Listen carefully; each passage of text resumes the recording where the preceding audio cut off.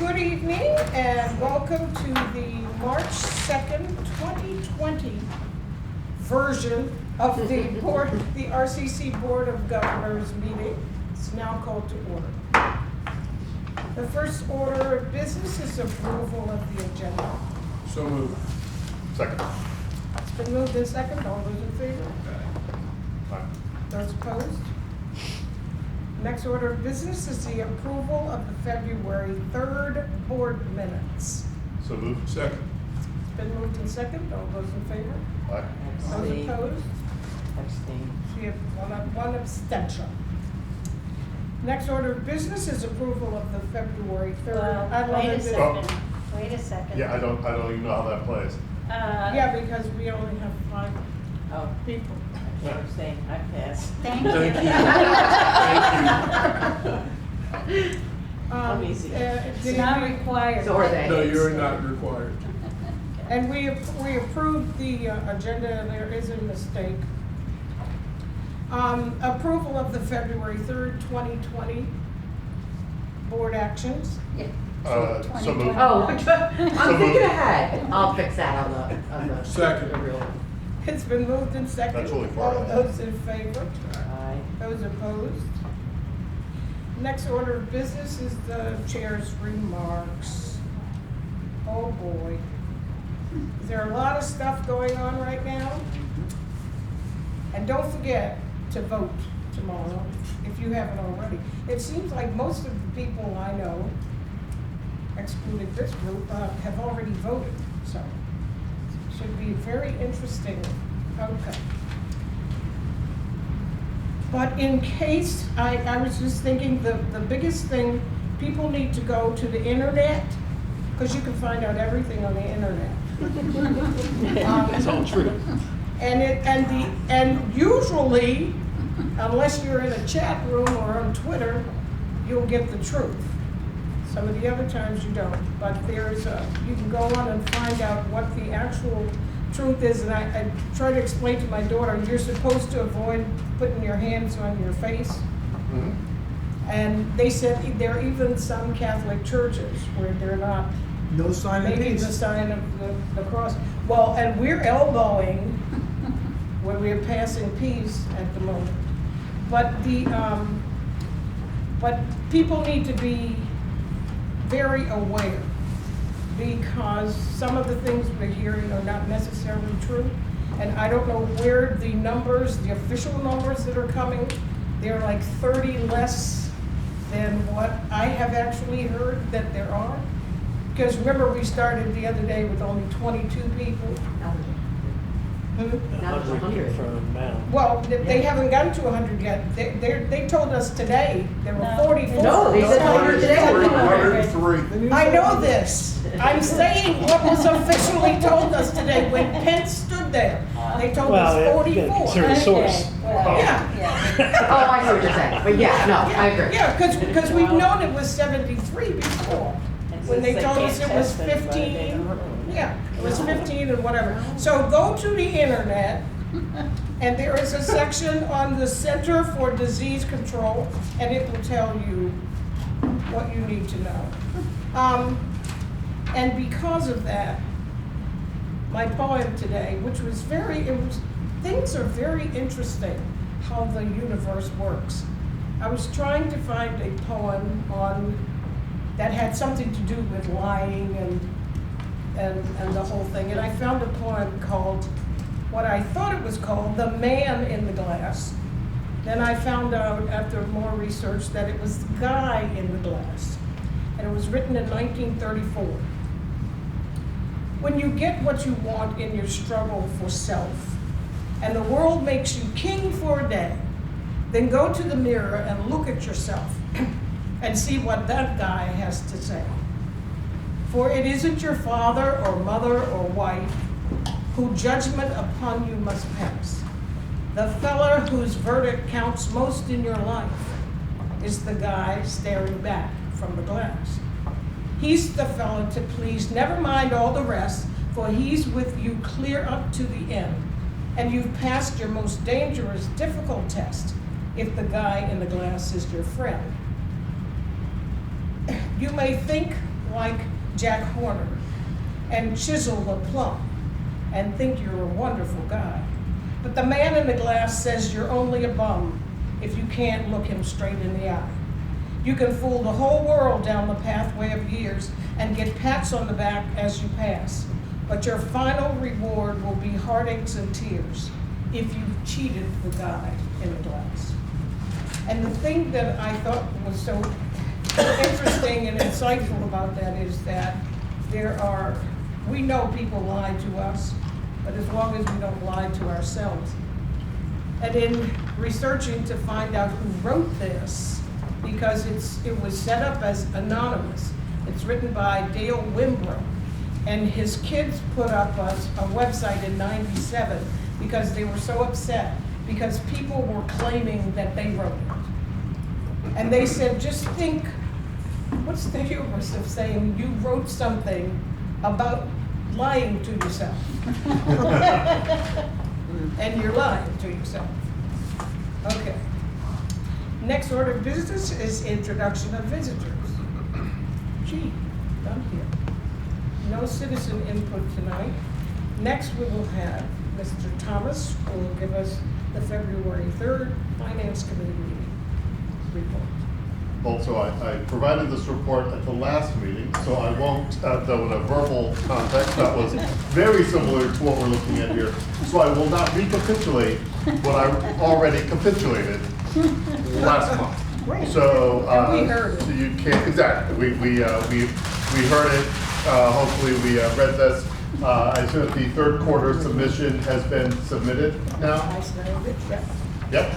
So the third quarter submission has been transmitted, and so we're all set. Is there anything else that has changed since last month when I read out my report from this? Nothing has changed. In that case, I move that we approve this written report from the Finance Committee from February 3rd.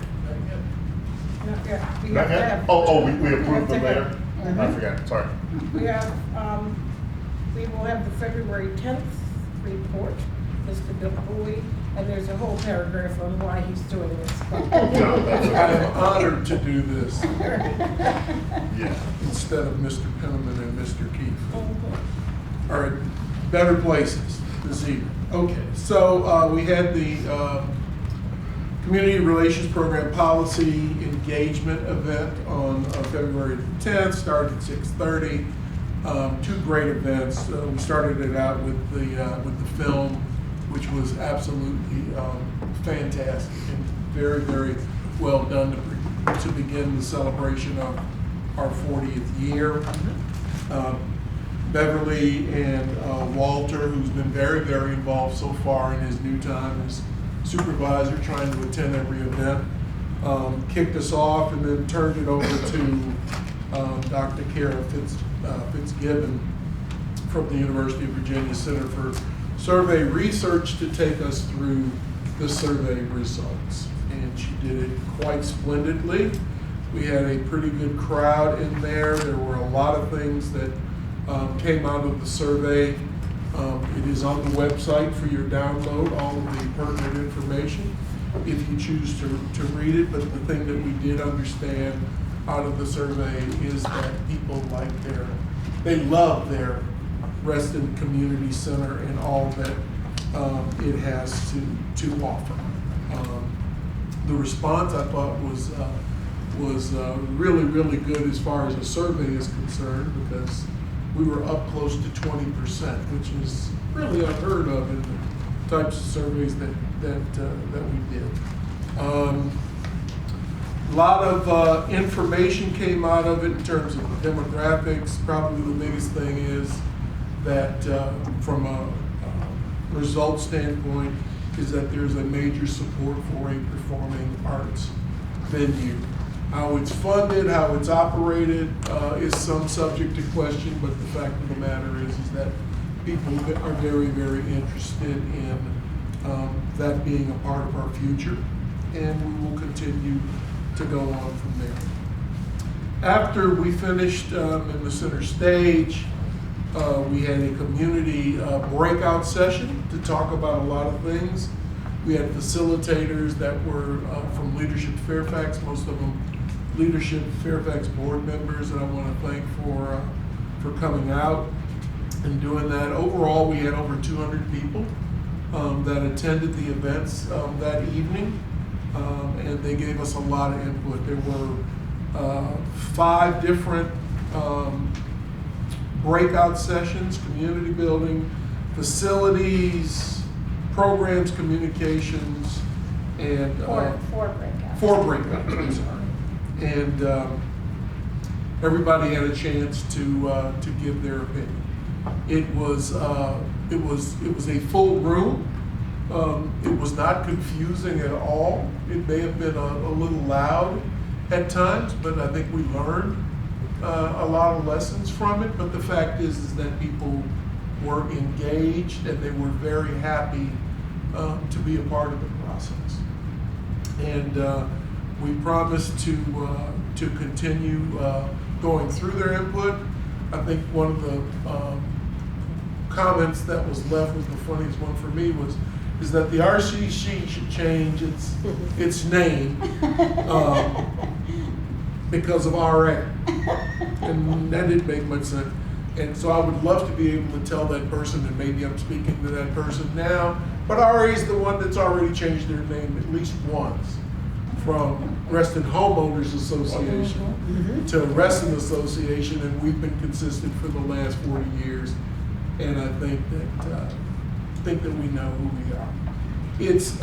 It's really, really interesting. I had some people over at my house, some informed people, some people that had lived here a lot longer than I have, and we actually, again, with these people, had to go through and define the alphabet soup and who represents whom and who pays what, that pays for this and that, and people still have no idea how this thing works. So I would ask that we continue to try to educate using our ABCs and letting them know exactly where we go. And with that, we ended the night. Thank you. That's the most you've heard me say. I was going to 18 say. years. I know. I was saying, reaching back and finding I was. words he I was. hasn't used. I was. I save them for every other Wednesday. Okay. And now the next order of business is approval of these 2 wonderfully read or explained committee reports. So moved. Second.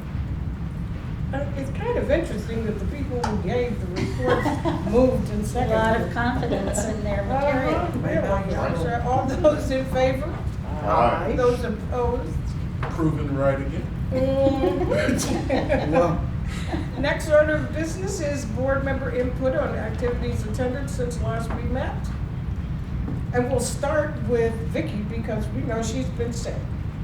And hers will be succinct. Mine will be very succinct. I Yes. spent much time on my couch, and that's where I've been, so. You come That's my back with me. report.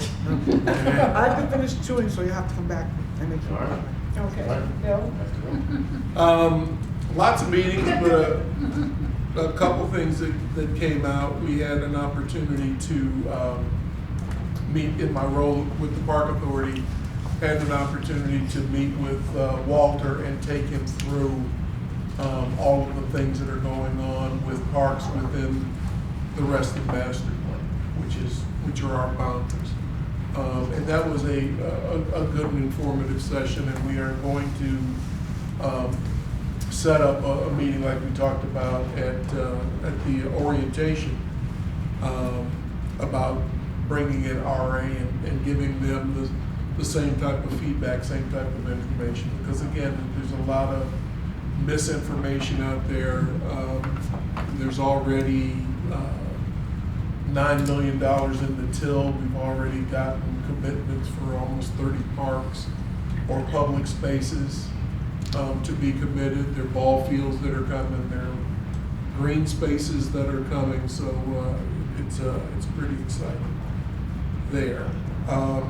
Congratulations, and Lila will get into this later, but congratulations on the uploading of all of the information for CAPRA accreditation. Again, that is very, very huge for us as an organization and for the county. To have, I'm hoping that we're gonna have 2 CAPRA accredited organizations within the county, which is fantastic. So again, kudos to you and the staff for a magnificent job that you've done putting it together over the last 2 years. So congrats. That's about it. I did the community relations program policy joint event with the community engagement event. It was really good. Certainly, I mean, acoustics were a little bit of a challenge, but aside from that minor challenge, the response was very, very good. I got just all sorts of really good feedback from folks. Thanks to everyone on staff who made that happen. I mean, the staff really, it was tremendous. And I will also call out especially Lila, to whom I provided some input on something that I was seeing at the event, and she immediately turned that comment into something that she couched into sort of a general announcement to everybody. And I appreciated that responsiveness and her ability to sort of turn a phrase and make it much more kind than I was inclined at the time. I wasn't feeling in a kind mood, and she made it sound very positive, and so very thank you, Lila. That's what she does. Right, exactly. This is what she does. And I do want to address just one thing that I heard from a couple people. People were talking about the low turnout of 19% or whatever. All of the numbers for how statistically valid a survey is Yes. are the number of responses you get back, not the percentage, Right. the number of responses you get back compared to the size of your population. And when you compare that number, there are tables that statisticians with several PhDs have come up with that say, based on formulas, right? So it's not them, the sort of, right? It's formulas that tell them, when you get to this number of respondents compared to this size population, you have a statistically valid, and this is how valid it is. They can give you the plus or minus. Yeah. So the fact that we had a plus minus of 3%, I think it was, tells you that we had a good sample size. Forget about, let's not judge whether 90% is good or bad. The fact is, we got over 1,000 respondents, which compared to the size of our population is a great sample size for that just statistically. So I just wanted to bring that one piece up. And that's about it. And I also did meet with Principal Retzer and, actually I did go to the regional finals for the boys and girls for South Lakes High School. So that was it was great seeing seeing them out there. The girls did great. The girls won the district, and watching Christy cut down the nets and everyone else cut down the nets was just fabulous, absolutely amazing. The boys were runners up and went out earlier in regionals than the girls did, but both teams had tremendous seasons. So mad props to them, and the track team has been doing amazingly as well. Just a really good showing from the South Lakes winter sports. Very good. I'm the liaison to the pyramid, so I got to bring the school You perspective. have to, exactly. Yes. Share, So, Makes sense, you have kids in it. so share the that- news. Yeah, share it. That's our community. Yes, I appreciate it. I would like to add that I also attended our community meeting on the 10th, and I thought it was wonderful. For me, I purposely walked, we all did, but walked around the room to hear some of the conversations. And even though I was listening to some of it, what I really liked is the representation of the wrestling community. At some of these meetings we have, they're great, but they're always, it seems like sometimes you see the same people because they don't come out, and sometimes it's a squeaky wheel that gets heard. But here, you really saw the diversity, and I know we did a lot of getting out the word and people here, providing transportation, and I think people felt they were heard at different levels. And I'm always advocate for feed people there come, but they really had the opportunity to talk. I love the movie. I got there a little late, but I loved what people were saying, and that it was really represented the community. So that was really kind of that's neat, because I think sometimes people like Bill was saying, somebody, even though the information's out there, people don't get involved until something bothers them, and then they get involved. And that wrestling is such a vital community that just serves in so many ways that people need to get out more than, oh yeah, I understand what's happening. So I really enjoyed that meeting. Also, I want to add that I'm from Wrestling Historic Trust. Last month, Charlotte Berry, who's a photographer, she was the speaker, and she did, I know I'm gonna get the title wrong, I should be reading that, but she did between nature and buildings, and some of her paintings, she goes all around wrestling. It was phenomenal painting. She explained what was going on, and this is the brutalist architect of, and she talked about that, and there were a lot of architects in the audience, so it was a really neat conversation, but it was well attended. And she just talked about the different things, what she's looking for, and taking the picture, and did nature all throughout wrestling, and talked about how you don't see that in a lot of art, where you see where nature is so intertwined with the buildings. And that was the beauty of wrestling. And then talked about how it was so close. She did all the public, art in public places in wrestling, and how by having buildings that were, or buildings or art amongst that you could play on, and kids, the community was really enhanced to build community. So it was really neat for people to see that. So you had a lot of Restonians, but I think people that were not from wrestling, but who were architects and wanted to learn about that. So it was very well attended. And I am also going around, not being nosy in wrestling, because apparently it's a big deal that Charlotte was saying when she takes pictures, people watch, when she goes to the town center, that's a big deal. People have come up and tried to stop her. But anyways, I'm not taking pictures, but I've been going a lot of different neighborhoods and wrestling, and just looking, because there is a lot of change. And for one of these people, I think, Paul, you've been here longer than me, but so have you, but just kind of see something change, but it's still very walkable, and there's still a sense of community, because I know a couple people, it's growing some, and I just think it's nice to see how there's a lot of things that just stay in our wrestling. So just want to bring that back, and I do see a lot of RCC signs in a lot of different places, and I'm like, yes, what do you know? I do every once in a while say, hey, do you know about RCC? So good words, and that was my February. Was the Cornerstones event? I can't remember. That was in the January. You talking about the Yeah, the Capitol steps. Yeah, That was last the end of weekend. January. Yeah. I can't remember when these things That's come, right. but I was at the meeting too, and it was, again, I get on my soapbox. There are certain people who come to these events who are never going to hear what we say ever. Because when the film was introduced, it was about the RCC. There were people complaining that they didn't mention RA in it. So I just don't know. Moving on. RA was represented. It was in it, yeah. There was one patron running around the room screaming, why wasn't RA involved in this? And it was in RCC film. Because we're It was the about- rest community center. It's so bizarre. Anyway, next, she'll tell us everything we forgot. Oh, and the one thing I have to say is thank you for the pool. My granddaughter believes she is a mermaid. And so she thought when she came to take her swimming classes that she was going to just go underwater and swim. Okay, she was disavowed of that. Note to self. Yes, so now she's Learned to swim. done two lessons, Oh. and she's enjoying it. Well. Now we will have the executive director's report. Okay, well, as Bill mentioned, we did upload our CAPRA application today, which was pretty exciting. It took 3 attempts to get it uploaded, but it is uploaded, so they have it.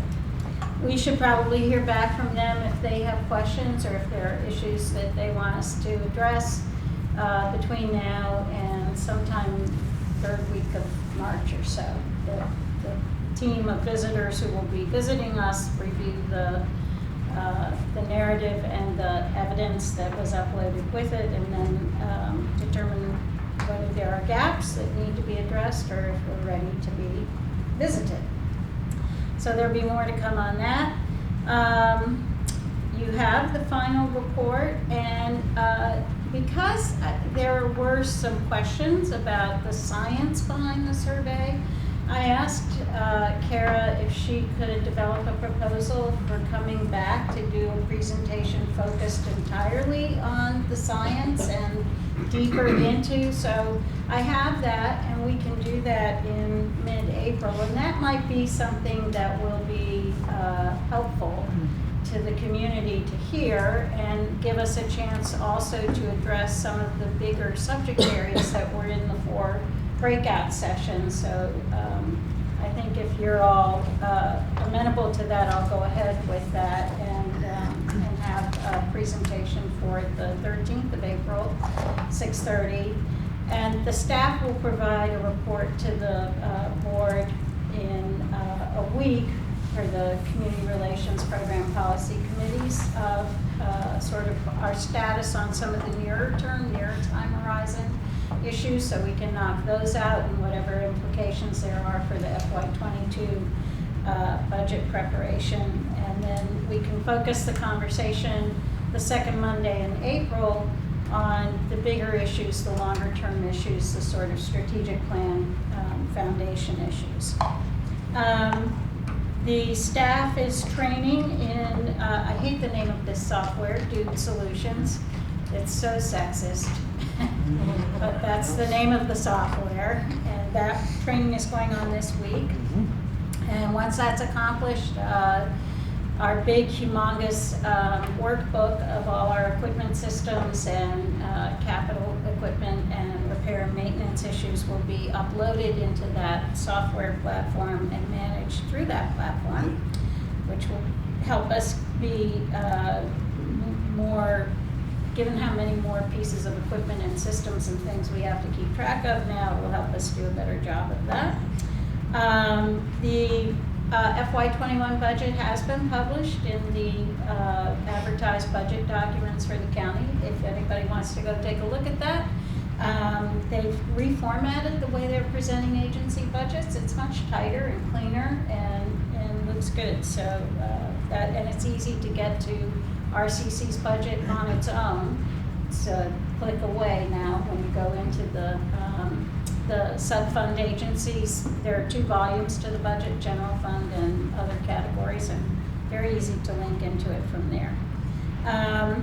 And then in terms of our programming, big highlights, the month of February, we had 2,846 visits to the pool. Wow. In 29 days. In the coldest, Very, very popular place to be in February, so that's pretty exciting. We have had we had a couple of things that involve teens. You know, this is the funniest name for a music competition I've ever heard in my life, the Bland Music Competition. But it's named for James Bland, who wrote the Virginia State Anthem, African-American composer. Anyway, we had 17 teen participants in that competition this year. The Diary of Anne Frank is being presented this month by the players, and they've had a very strong attendance for that. I think this weekend's performance, matinee performance, was sold out, which is great. We offered some teen dating workshops and a teen dating violence workshop. We held them because we hadn't done that before. We served a total of 6 teens. We offered a Spanish language version of the workshop, but no one enrolled in that, so that one we did cancel.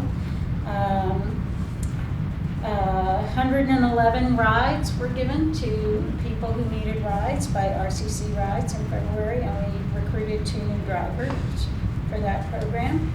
I want to officially acknowledge the Park Authority's Chief Operating Officer, Sarah Baldwin, and her management team did a red team exercise with us on the CAPRA narrative and evidence of compliance that we had at that point, and gave us really fantastic notes that tremendously strengthened, I'm sure, what our uploaded presentation looks like. So we're very appreciative of that. Cornerstone's kicked off its 50th anniversary this past month. They're exploring some different ways to celebrate the sort of pillars of the Reston community and the values of this community and the ways that those connect to their mission, so I'm sure there'll be more to come.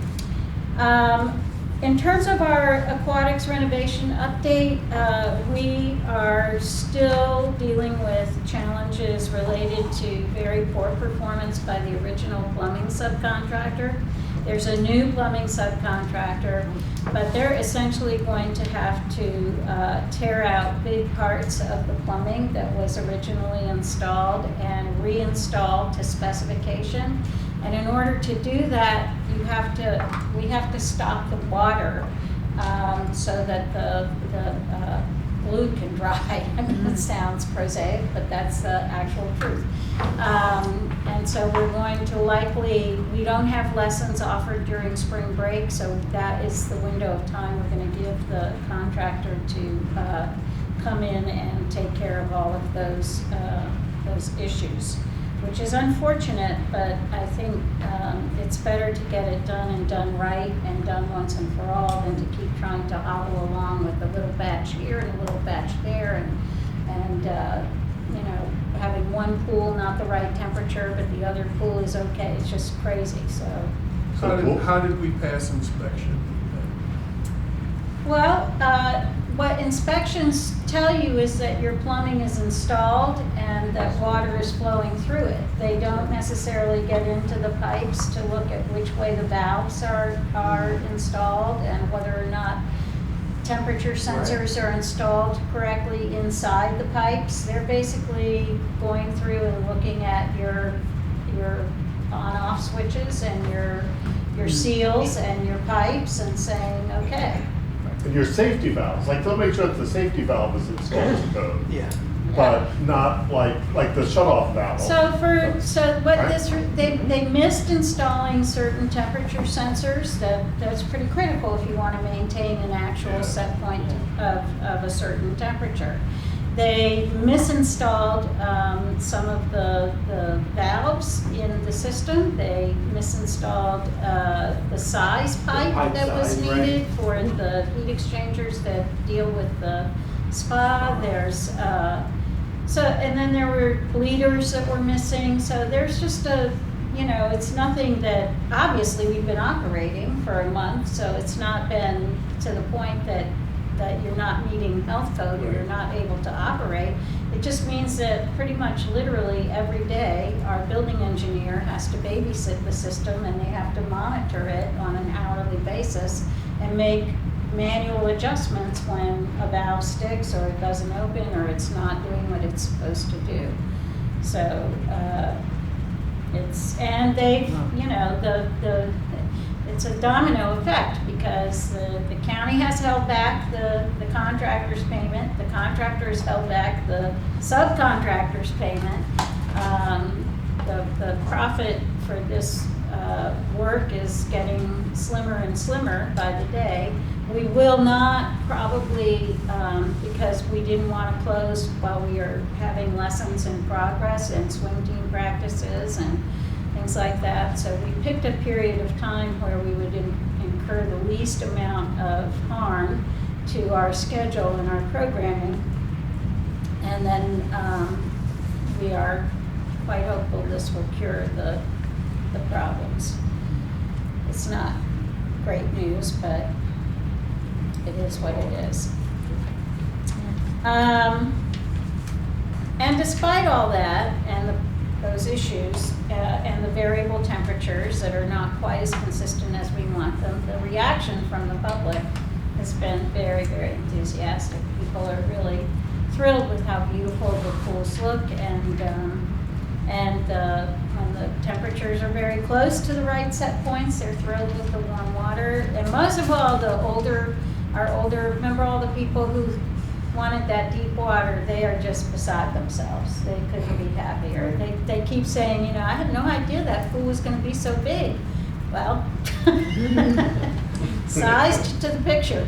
So it's been good. We are missing a couple of benches that are stuck in China in COVID-19 manufacturing heck.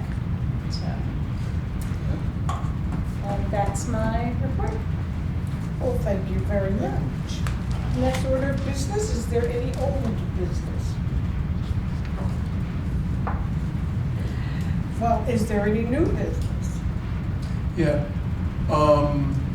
we had the conversation around, One Fairfax and the discussion, and I'd still would like to see us get a presentation from Carla Bruce Yeah. in the near future on how that affects us and what we do. Working on it. She said anytime. Right. What we try to do is figure out how to time and manage it so that one of the things that nonprofit partners of the county are not necessarily getting to take advantage of those presentations. So we're looking at Right. trying to combine and make it more of a community Right. event so that partners can attend as well, and we can screen there a couple film Yeah. pieces that go with it, so that's what we're Good. gonna try to. I just create. didn't want us to lose sight. Yep. Okay. Nothing else? Motion to adjourn. Second. It's been moved and second. All those in favor of adjournment? Aye. Those opposed are not here. The meeting for March 2nd is now concluded. Thank you.